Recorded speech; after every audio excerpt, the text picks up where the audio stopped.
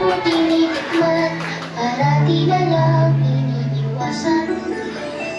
Pero ang gulay ay masarap pala kapag sinamon na siya.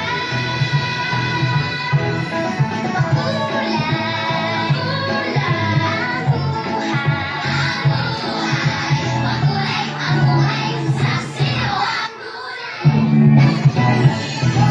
Sinuwang gulay sa talikya, ang bawat higop ay puno ng saya. Sinuwang gulay, sarap ng tamis, lumalakas sa oras, kakain gawin.